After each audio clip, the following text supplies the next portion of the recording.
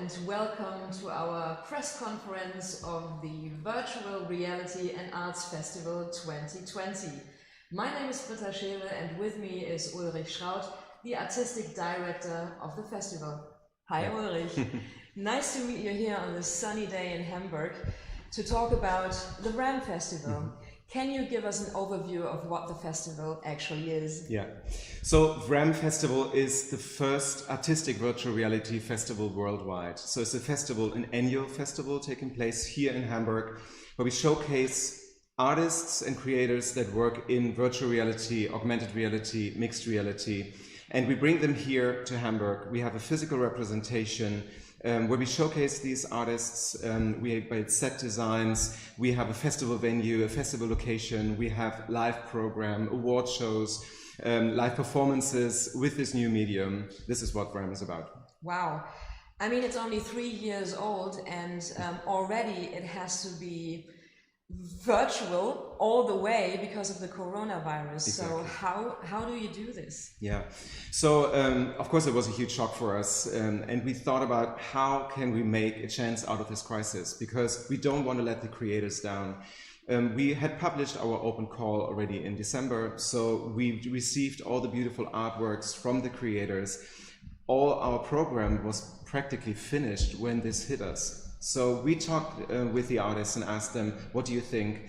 Is there any chance that we can have a virtual version of that? And they said, okay, we can't imagine this, but if you come up with something, we're totally in. So I sat down together with my team and we thought, how do we transport this festival feeling? This is what our festival is about, right? The festival feeling, to meet together, to come together as a community, and talk to each other, experience art together. How can we transport this into the virtual world? And we come up with a concept where we build a complete virtual venue, the one that's actually here in Hamburg. We built this in virtual reality. People from all over the world can come there, meet each other and see the beautiful artworks of the creators in specifically designed rooms where we showcase this art. How did you pull this off? I mean, you needed partners for that, right? Yeah, exactly. So it's 3 things how we managed to do this in such a short time. Yeah. First thing, I already mentioned this, the artists. Yeah. They were so supportive and all of them said, yeah, we're totally in. We trust you guys, what you're doing, let's try this. So they really go with this experiment. Secondly, our partners. We have long-standing partners here in Hamburg, but also internationally that work with us. And almost all of them said, this is an experiment. We don't exactly know what's going to come out, and we do not either, but we're in. We trust you. We go on this journey with you, and it's really incredible to see what kind of support they really gave to us. And the third thing is the team. Yeah. My team was amazing. We just sat down. We haven't slept, I think, since weeks when we decided we're going to do this, and we made it possible to pull this off and have a complete virtual version of this festival. Sounds awesome. How can we access the festival then? Yeah, so of course we all know VR is not a medium that everyone has at home, right? Mm-hmm. So we sat down and thought, how can we make it as accessible as possible? So even people who haven't used VR before, this is what the festival really is about. So people come here, they've never in their life had a headset on before. And they come here and say, oh my God, this is really amazing. We have to try this again. And this chance we don't have. So we thought, how can we get people who only have maybe a browser and their smartphone at home, how can we give them access and a glimpse of what this experience is like? So we decided we're going to have 3 visitor groups. Mm-hmm. It's also on our website, the VRHAM website. We have specifically designed the website so people can understand which kind of events, which kind of artworks they can see with which kind of device. So the first group is people who've never had experience with any VR before. So they, as I said, they have their desktop or their laptop at home and a smartphone. So they can see and be part of all the live events, the award shows, the artist talks, etc. So they can actually get a glimpse of what the festival feeling is. They can access through live streams the virtual venue, and they can get in touch with artists. So this is the first group. Then people who have already had a little bit of experience with VR. For example, you have a mobile VR headset at home, like an Oculus Go, or let's say a Google Cardboard even. We have partnered with our long-standing partner Telecom, who have a Magenta VR app, it's called. So it's a virtual reality app. You can just download it on your phone and you can access a majority of the artworks of our festival in a specific channel in their app. So we have our own room in their app where we can showcase the artists. This is for free completely. And the third group is the people who have already experience with VR. Let's say I have a headset at home that I use, and then you can get inside our virtual venue, which will be inside the Museum of Other Realities. We're going to come to that in a second, which is a virtual museum. You can access it from anywhere in the world, and you can meet people from anywhere in the world and see the artworks and be in our location and take part in all the events that are going to happen during the festival. Cool. I mean, one of the main things of the festival was that even if I don't have the technology, I could test it on the venue. Exactly. How do you do that now? Yeah, we thought about it very, very much because, as I said, we want to give the accessibility even to people who don't have the experience. So we partnered with a virtual reality equipment rental, which is Grover here in Germany, and with the support of the Deutsche Kreditbank, we can give out those headsets for very, very reduced prices, 80% of what they normally cost. So it's super accessible, and you can just rent this equipment for the time of the festival, get it at home by package. You don't have to meet anyone, and you can do it at home and then get into a virtual venue and experience the festival. So I can use it for several days, like from the 4th to the 7th of June. I can rent the equipment for a small amount of money. That's awesome. I'm really, really intrigued. Can you give me an example how the program is structured, like the artistic program? Yeah. So we structured it in the arts program and in the live program. Okay. You also find that on the website. So the arts program is the whole exhibition, how we exhibit the artworks in specifically designed spaces. You can imagine this like a museum inside this virtual venue. You can go from room to room and actually see the virtual artworks.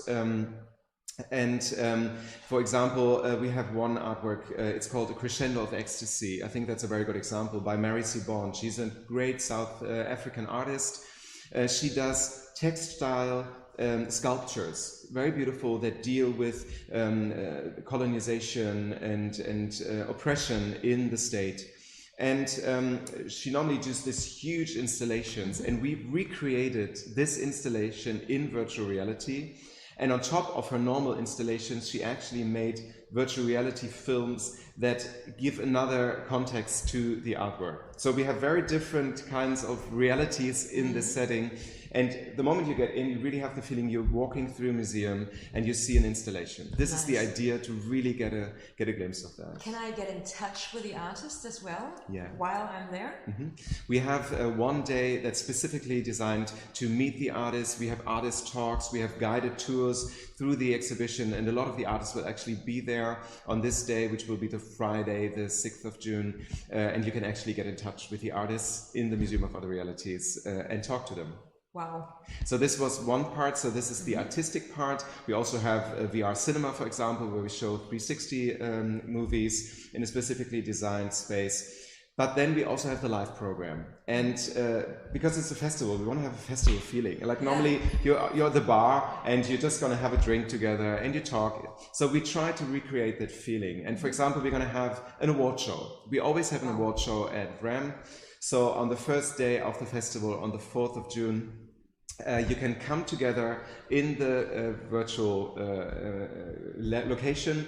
There's going to be talks. We're going to have Tiyuk Loesch, she's the creative director of the Google Lab in Sydney. She's going to have a short speech. The Minister of Culture from Hamburg is going to talk. And a very interesting jury will give out the VRHAM award. It's not the Emmy anymore. We give the VRHAM. So the artists are going to be there, and they're going to be awarded by this prize. So I think you can imagine this is really something you can socially interact, you can talk to each other, and as I said, it's an experiment. We don't know how it's going to work, but we try to recreate that feeling. This is why I do the festival. This is what I love about it. When people come together, we talk, the artists are all there, we talk about, they get to know each other. I mean, this is amazing, an amazing opportunity. But we're also going to have panels and keynotes, workshops. This is all on our website, and so all check it out and come to our live events. It's VRHAM.de, right? Exactly, VRHAM.de. Cool. I'm a little bit intrigued to get a glimpse into the actual museum experience. Can you show it to me? Sure. Let's go over there and have a look in the Museum of Other Realities. Love to. So I don on my headset here. And can you see me now? If you're the green person in that room, yes, I can see you. Yeah, that's me. Okay. So this is my avatar. Yeah. What I look like. I specifically use the VRHAM colors, so turquoise and orange. And if you look around here, this is this amazing venue that the Museum of Other Realities built. It's really a museum. It looks like this Frank Gehry museum that you actually walk through, and all the artworks are displayed here. That's the general area of the museum from Canada, right? Exactly. It's a Canadian company who set that up. But as I said, from all over the world, you can access this through your headset. It's beautiful. Look at this here. Here you see what this museum is actually structured like. It's a huge area with very different artworks. We're going to have a glimpse at one of them in a second. Cool. So that's actually a map you're looking at, right? Exactly. It's a 3D map. That's the good thing about VR, right? It's everything's 3D. Yeah, absolutely. Here you see what your avatar looks like. Can you see that? So this is me. And I can actually change my appearance if I want that. So now I have a different head. I can change the colors to match that. Okay, cool. Over here, you see like a guide or an instruction how to use this museum. Come over here. I follow you everywhere. Very good. And here you see a saying that I think is perfect for VRHAM Virtual. There's no wrong way to experience art. I totally agree. Yeah. So, me too. And there are some fun things actually here. I can get a drink and I get very small. Did you see that? Yes, I did. And I get another one and I get huge. So, by the way, it's not alcoholic. It's not. That's good because it's very early in the day. One thing I want to mention: the audience who is watching right now can also ask us any question they want. So please type in your questions and we're gonna answer them in a little bit. Exactly. I would love to show you one of my favorite artworks in the museum. Do you have time? Oh, yes. Let's go here. So we just gonna jump, which is also cool in this Museum of Other Realities. You don't have to walk everywhere. You can actually jump. Okay. Via the map. Oh, what's that? Are those you see that? people? Oh yes, I see that. Yeah, it's such a beautiful artwork and it's audio responsive. So when I talk or sing or scream, it's actually responding. Nice. It's really beautiful. And if you go down here the stairs, woo! Oh, do you see that? Yeah. And if you go down here, there's another artwork that I really, really love. It's also audio responsive. Do you see? Oh yeah. Now? Talk in an aggressive, loud voice, please. Yes, I can. Oh, nice. Okay. It's amazing, and the whole museum is like that. You have this very interesting virtual artworks. So we can can we look in theory at the whole museum of Other Realities? Exactly. You can go through the whole museum, and one extension to this museum will be our virtual venue, which I'm going to show you right now. Follow me. Yeah. Into the sky. Yeah.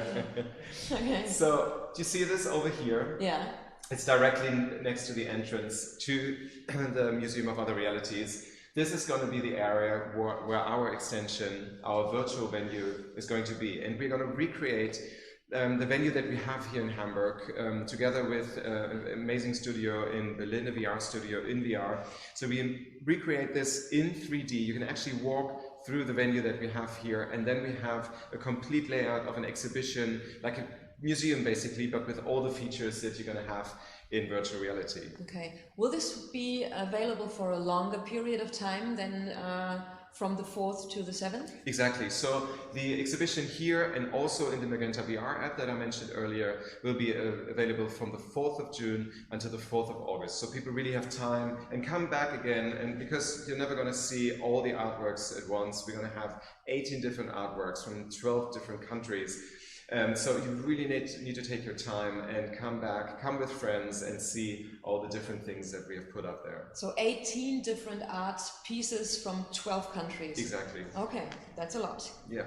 Cool. Did you get a good impression? Should we go back? Yes, I mean, I'm very keen to looking at the VRHAM room, but yes. I'm... it's a surprise. Yeah, I know. Still a little bit disappointing. It's fine. So... Now, before we are answering questions from the audience, you wanted to show me an interview with some of the artists. Can you give me a little bit more info in front? Exactly. So one of the artists that we're going to showcase in the virtual reality version of our festival this year is Joel Benson. He is a filmmaker and he's made a documentary which is called Daughters of Chibok. Okay. And it's very touching, very moving. You're going to see a trailer in a second. It's about the abduction of the girls through Boko Haram. And he made this very personal and very beautiful story about it. Let's have a look. When they told me that my daughter, Rifkatu, was among the girls that were kidnapped from the school, I could not believe it. What did I do? Who did I offend? Many women lost their daughters that night. We were all confused. Before this time, nobody even knew we existed. Rifkatu, my daughter. For 5 years, I have wept and waited, praying for you to return. I will not stop praying for you, Rifkatu. I will never stop. And I know that one day my prayers will be answered.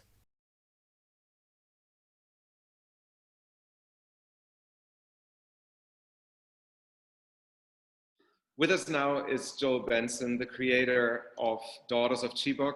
Joel, thanks so much for taking the time. We're very thrilled to have you on board for our VRHAM virtual festival in our program.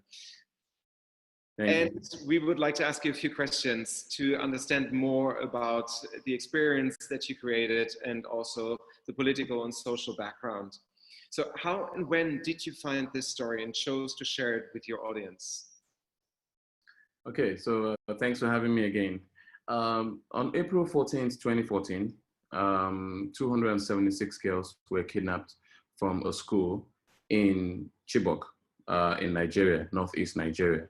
And when that happened, the whole world was shocked. We had never seen anything like that before in the country. And obviously there was a lot of conflicting reports about what happened. There was also a lot of denial on the side of the government. So as a storyteller, I was always curious. I wanted to find out more about this story, but I couldn't go because, you know, Chibok is really far. It's in a remote part of the country and is kind of high risk as well. But last year, in January of 2019, 5 years later, I had an opportunity to visit Chibok while I was making another documentary. And there I met the people, I met the women, because that was my first, I just wanted to say, hey, look, where are these women? Where are the mothers of these girls? And I met one of them, Yana, and we spoke, we spent some time together. And after the meeting, I decided I was gonna make a documentary about the life of these women and what they've been going through for the past 5 years. Mm. And why did you choose to do it in VR or as a 360 film and not as a conventional filmmaking documentary? Yeah, that's a good question because when I was in Chibok, I was making another documentary, like I said, regular 2D. But after speaking to her, the question was, how do we tell this story? And one of the things that I've noticed or that I've said about VR is that it has the ability to take you to places that you ordinarily would not be able to get access to. And Chibok is one of such places. It's remote. It's high risk to go there. Not very many people can get access to go there, but we can take them there with virtual reality. And that's what I wanted to do. I wanted to take people to Chibok to see what I had seen, experience what I had experienced, you know, just almost as if they're there. There's no better medium to use than 360 VR. And that's what we decided to use. Yeah, I totally agree. It's one of the most powerful examples. And what is very interesting to hear, and I would like to hear more about this from you, what is the impact this VR experience actually made, both on the women, but also on you as a filmmaker? Yeah, well, I mean, Daughters of Chibok is one of those projects that changes your life as a filmmaker, really, because originally the intention was just make the film, raise some money for the women so that they can go back to their farms and just, you know, continue with their lives just a little bit better. We didn't know it was going to go that far. So next thing you know, we're in Venice, and, you know, I'm holding the Venice Lion in my hands as a winner, which was very surprising, unexpected. But beyond that, we were now able to, immediately we came back to Nigeria, we were able to, as a result of, you know, the press that came, you know, with the film and the support, we were able to take Kiana to New York, where she attended the United Nations General Assembly last year. She met with the UN Under Secretary General. She met with the Executive Secretary of UN Women. She met with officials from Facebook, from TED, from different organizations. She was on CNN. And so much love, so much support for her from a lot of quarters. And when we came back to Nigeria, we were able to also, as a result of the support as well, get people to support her community. So one of the biggest support that she received was the woman who said, hey, look, after seeing the film, she said to me, do they have power in Chibok? And I said, no, they don't have power. They've not had power in 10 years. And she said, okay, we're going to give them power. And she was able to donate portable solar kits. And we were able to power about 120 homes of these women. And we targeted homes of the women who who have young kids that are still in school. And for us, it was really symbolic, because the kidnap of these girls 5 years ago, or 6 years ago now, was a statement by Boko Haram to say that women and girls should not be educated. And so our response was to do this and say, we will support the women who want to send their kids to school. We will continue to support them so that their kids can get an education, especially the girls. So that's been really remarkable. We're also supporting them to get back on their farms. The farming season is about to start in a couple of months. And so we're really working hard to raise funds so that we can support each of the women in some little way, just so that they can feel that the world hasn't moved on and forgotten them. Okay. We're very, very honored to show your piece in our VRHAM virtual edition this year. And we have talked for quite a long time already now, bringing you over, bringing actually Jana over to Hamburg. We wanted her to speak in front of audiences here. Now, due to the Corona crisis, this won't happen, unfortunately, but we're very happy to have you in the virtual version of our festival. Can you tell us a little about what you think the difference will be for you as an artist, but also for the visitors to experience this in a virtual version instead of in a physical festival? Yeah, well, I mean, you know, so there are two sides to this. On the one hand, I would miss being able to, you know, give you a high five, give you a hug and say, hey man, what's up, how's it going? I would miss the human contact of being able to just sit over a drink and talk about the film and talk about projects and all of that. But on the flip side, what you're doing with VRHAM is a testament to the ingenuity of the human mind, and how as humans we can pretty much, whatever we set our minds to do, we can actually pull it. You know, I mean, you could have easily just conveniently said, you know, it's fine, there's a lockdown, let's move this till next year. Well, you're going ahead and you're doing it virtually.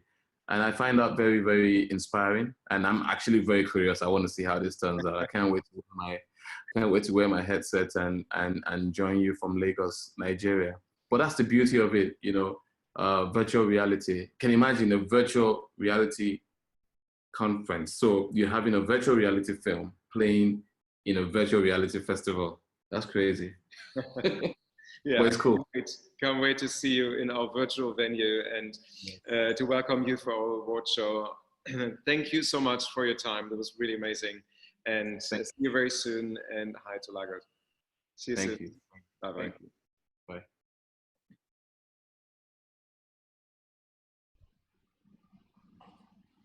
Wow, I can't wait to see this one live, Ulrich. It's really impressive. Very touching. Yeah. Very touching. And it almost feels weird to go over to some questions which are more light than this topic is.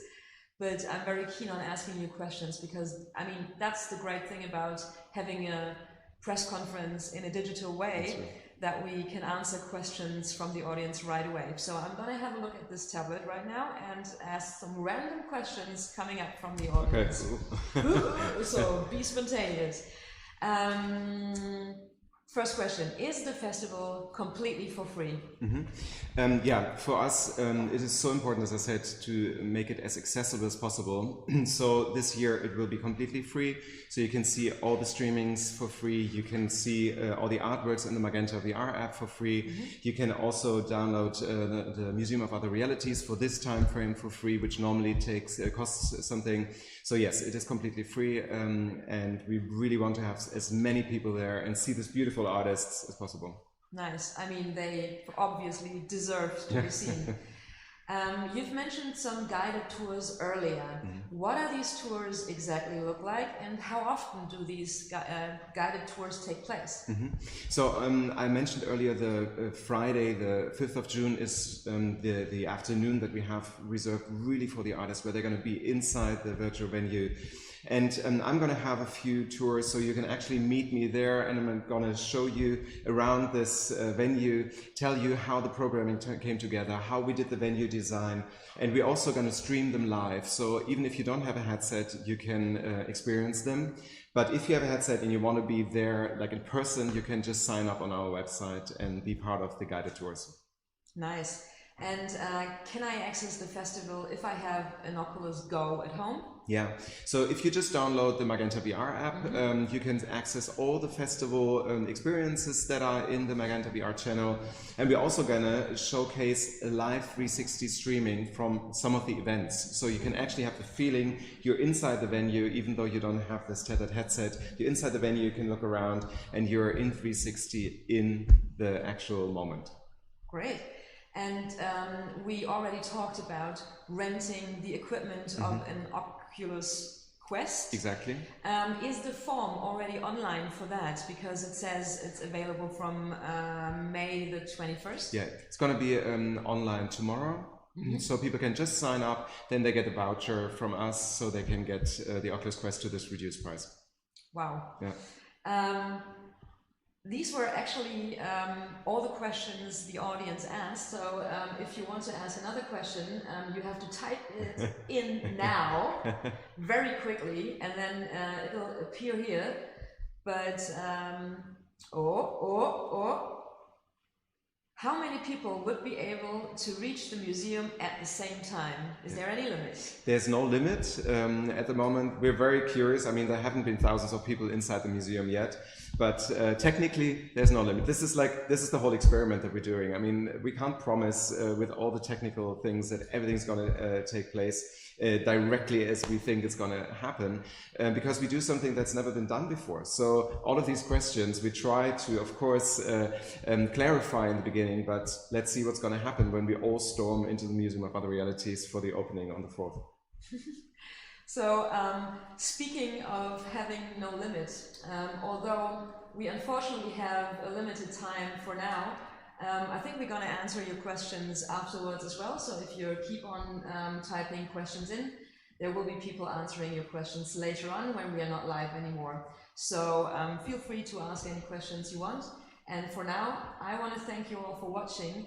And hand over to you to say goodbye to our viewers. Yeah. Thanks so much. We're very much looking forward to seeing you in our VRHAM virtual edition this year. It's an experiment. Come by, ask us any question. We're exploring this together with you, and this is the beauty of it. We don't know what's going to happen, and you don't either, but I can assure you the artists are amazing. You have to check this out. And thanks again to all our partners and the team for pulling this off, and I can't wait to see you there. Thanks, Britta, and thanks to the audience. Bye-bye.